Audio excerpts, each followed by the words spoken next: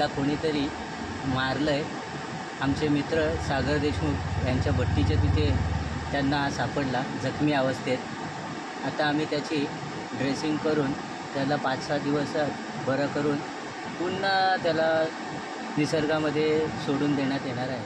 माणसासारखा कावळा बोलतो हा सोशल मीडियावर एक चर्चेचा विषय झालाय. मात्र रायगड जिल्ह्यातील खालापूर तालुक्यात वावंडळवाडी येथे पोपट घरचा पाहुणा झालाय.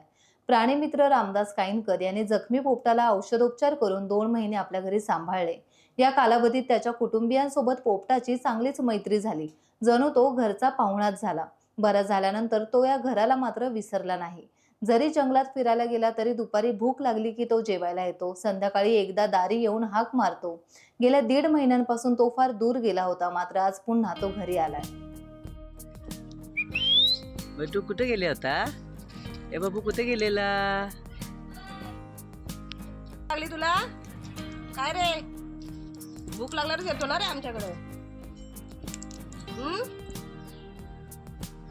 पिटू तो आता त्याला भूक लागली आहे म्हणून तो आला इथे खायला.